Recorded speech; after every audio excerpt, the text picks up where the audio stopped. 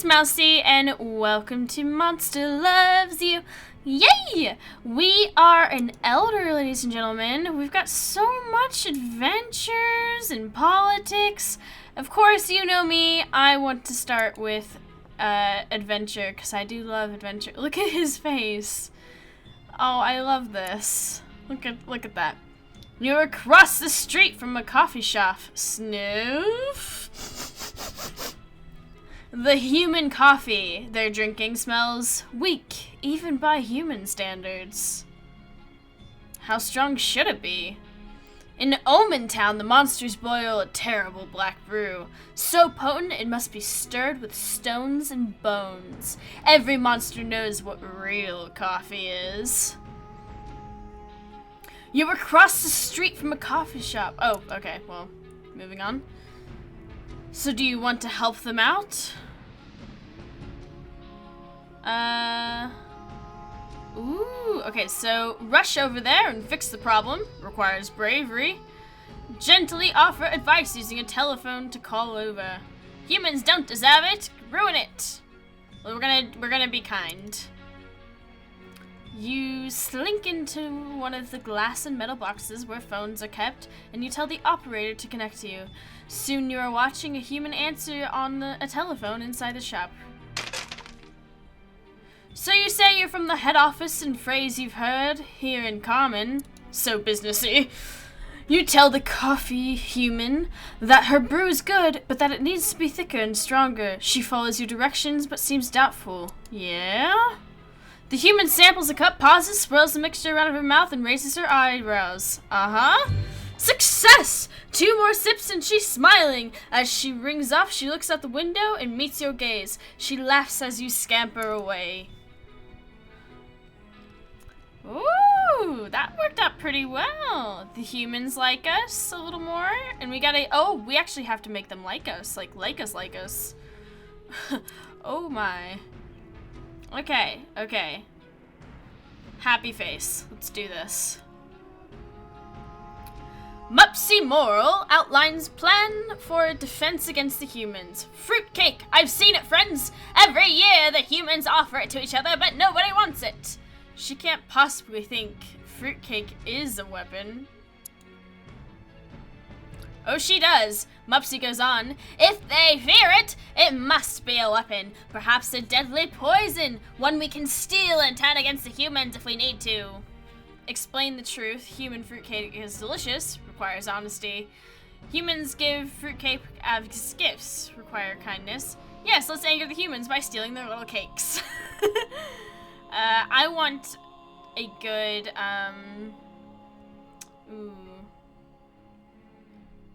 give fruitcake as gifts. Requires kindness. So kindness or honesty, one of the two.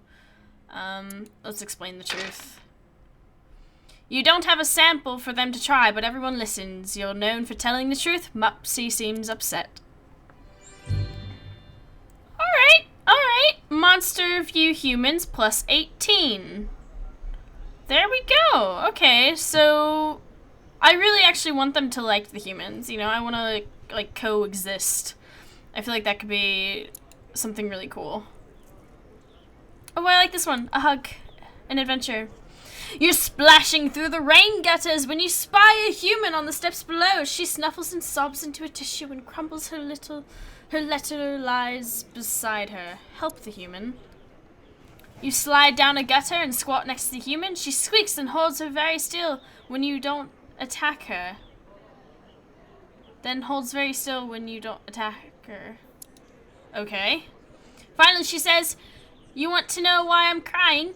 My parents say I must marry Ernest, but I do not love him. I just wish he'd go away. Help her, no matter how dangerous they may be, requires bravery. Offer to harmlessly scare him away, requires ferocity, or devour her. I'm brave. Let's do this. She blinks away her tears and starts to laugh, then sees that you're serious. She takes your claw in her hand, and you go inside, where 2 older humans interrupt her dinner to scream and jump away from you. Great! Well begun is half done. The older humans calm themselves and listen to her for, you suppose, the first time. they agree to reconsider the wedding. Yay! The younger human smiles and squeezes you, not trying to choke you, but to show you how much he appreciates your help. Yay! It's working, guys! Okay, okay. I just love this three eyes guy. Let's do that. Grit Mitten shouts, "Might makes right!" Prufrock replies, "Not always! We should talk more like the humans do!" Agree with Prufrock, debate is powerful, requires honesty. Show them that might makes right is wrong, requires ferocity. Humans talk, show them how monsters do it. Let's see. Show them that might makes right is wrong. I agree with Prufrock. You explain how humans come to a decision as a group without slashing or biting anyone. The other elders are intrigued by your words. Go on. When you start describing voting, they lose interest, but they agree that words hold great power. Okay, so I'm going back and forth between the politics with the monsters and the interacting with the human adventures. So hopefully we can get this equally raised up. All right. You're in a secluded hiding place near the park. Suddenly you see a human grab her stomach and fall over. Is she playing a joke? Not unless it's on herself. There's no one else around. Sickness is often the same in monsters and in humans. You're in a secluded hiding place. Now is your time to shine. That's the spirit. What will you do? Be like the spine doctor. Doctor her good. Requires kindness. Risk being seen among humans to seek help. Requires bravery. Let's be brave. Before long, you spy some humans playing with a ball and a small pony. Weird. Get their attention to help her. Success! Jumping about. You call out to the human medical words you know. Also help. Before you know it, the EMTs arrive. They strap her to a board and put her on a white truck. One of them grabs your claw and shakes it firmly, but gently before they all head off. You feel a growing sense of satisfaction. Alright, so we're kind of like at 50-50 with each of them. Politics time. Let's do this. Okay, I like the feathers, intriguing. You're arguing with Elder Yermerg? Yeah. Who is much older than you, but little show on the uptake. She insists that humans don't farm chickens. Explain that they, in fact, farm chickens. And maybe she's right, drop the subject. Agree that humans never do good things. No, never do good things. Explain. Let's explain.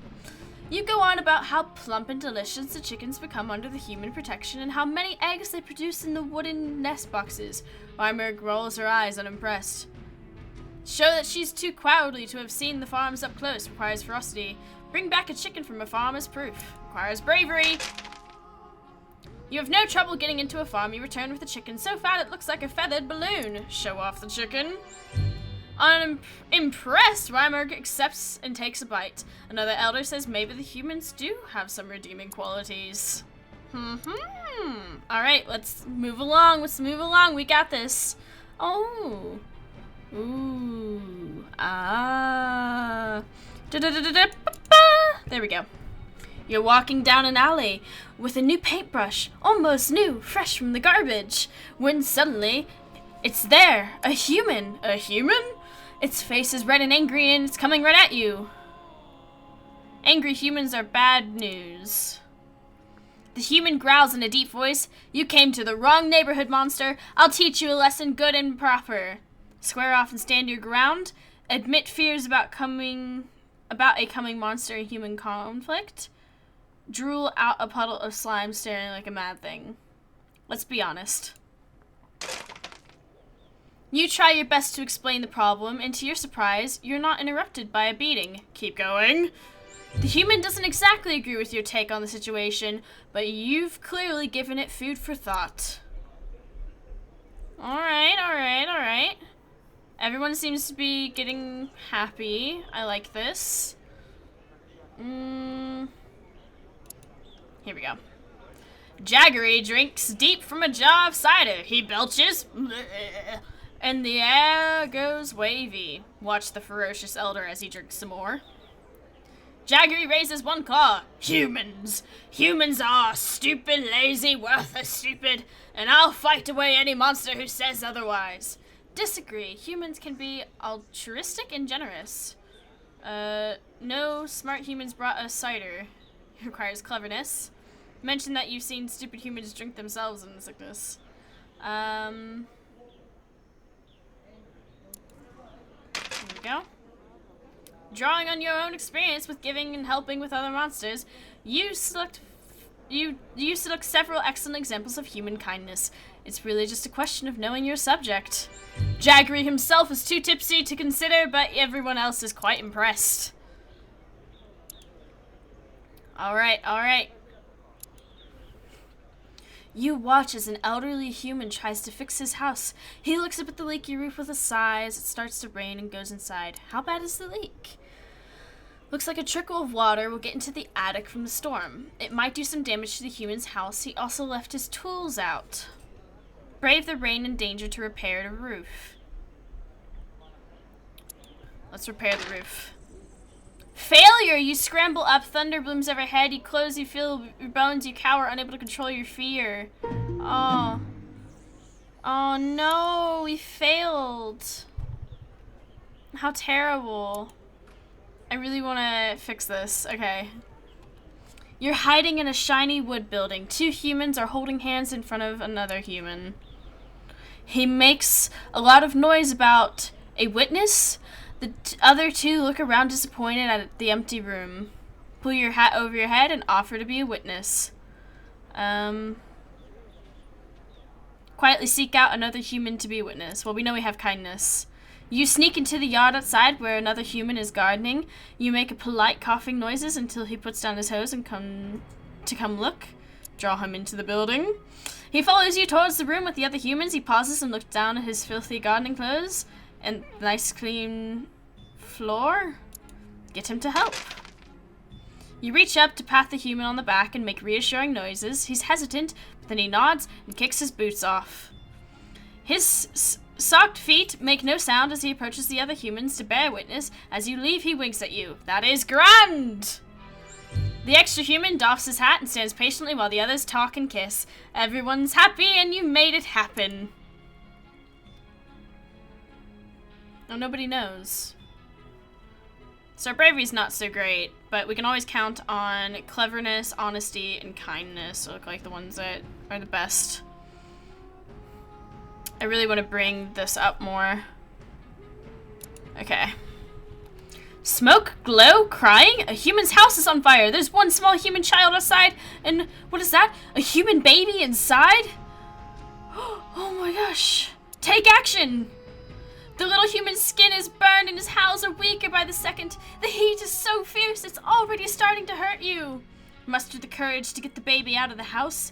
Give yourself to shield the baby from harm. You feel like the fire is inside you now, as well as all around you. You spit up as much slime as you can to protect the baby, but it stops breathing. Keep the child safe. You force what little breath you have into the human child's lungs, shielding its body from your own as the flames grow hotter. Keep at it! It coughs and spits, and then starts to wail. Humans are putting out the fire now, and you stagger to them, holding the baby for them to take. It clasps your call with one tiny hand. Behind you, the humans cheer. If only every human felt this way about every monster. Alright, we're doing pretty well, guys. Elder Prudence is tiring of the debate about living amongst humans. Listen to her argument. Prudence says they can't even eat a squirrel without killing it first. Their bodies are only slimy around their assorted holes. Why bother talking to them? We're best off keeping our distance forever. She slumps down disgusted. Accuse her of cowardice, unbefitting a monster. Humans kill their food to spare them pain. Here we go. Requires kindness. Success! One elder agrees with you. It makes sense. A series of grunts and snarls follow, and the crowd agrees that this explanation speaks well of the kindness of humans. We're doing really well, guys. We've nearly got them convinced. Alleys are great places to find artifacts, less so to find fat, small, crying human children. So it's said. What of it? One of such fat, smile child wanders over to you, clutching a lollipop.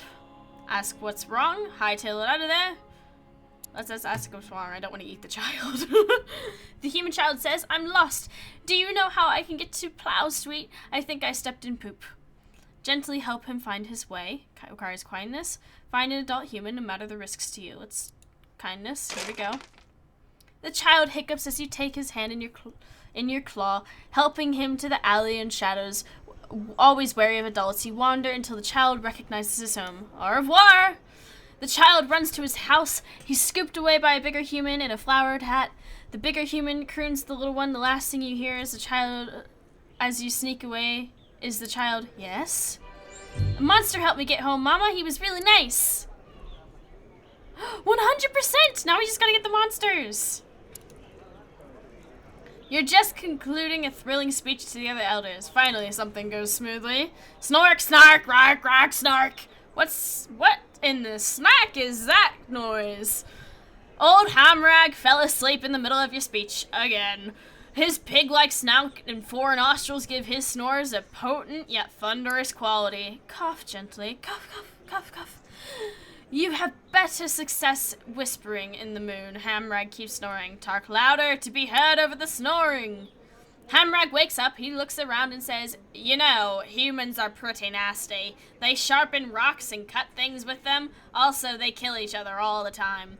Explain that humans don't do that anymore. Requires honesty. Establish authority. Requires ferocity. Agree with Hamrag that humans are primitive creepers. Okay, we're gonna have to take a chance with honesty, guys. You remind everyone that Hamrag's information is far out of date. Humans forge knives now, and they rarely kill each other. The older snouter says, suppose you're right. Wow, guys, we have 0 days left and we've gotten 100. This is actually really good. As you walk through the Portent Square, you think on your past. Life hasn't always been easy, but you've built up your reputation. You were quite well respected. Yes, well respected indeed. Though monsters have always feared and loathed humans in the past, your work towards improving relations has paid off. Monsters have come to respect and like them. Well done! Grand! Meanwhile, humans who've once hated all of monster kind have come to understand that monsters aren't terrible, evil things. Rumor has it that the humans think pretty well of you. Alright, okay. Shattering your revere, a terrible commotion erupts. Elders and younger monsters alike are milling about in a great mob. What is it? Blots drops from a nearby roof. Humans! Humans are coming this way! But Tree says, that's wonderful! We can talk to them! It's true. Relations have been warming up. Both monsters and humans meet deep in the whale mist. There's considerable shuffling on feet and paws. Everyone wants to talk, but nobody wants to make the first move. If only some monster were to speak up. Yes, if only a few of the others are looking at you, strangely enough. Slash one in the throat and show him who's boss. Welcome to humans as friends. Everyone breathes a sigh of relief as you put your best claw forward. It's the first step in a long journey, a journey of which monster and human will cooperate in all things. What happened next? Universal prosperity! You dared to find the narrow gap between fear and hate. Now humans and monsters work together for the benefit of all. And so monsters and humans worked, lived, and played together for many happy generations to come. Hooray for the future! The end! Look at that, guys. Yep. Wow. That's fantastic. That's so cool. We did it. Check that magic out. So that's the end of the game, guys. Wow. I actually kind of really enjoyed that. I know it's not usually a game that really has a lot of gameplay to it. It's a lot of reading. But I know, for me, I actually really enjoyed this. I actually kind of really enjoyed the story and the choose your own adventure. I definitely recommend it. I don't think it costs that much on Steam. But yeah, I hope you guys enjoyed the series as much as I did, and I will see you guys next time. Bye!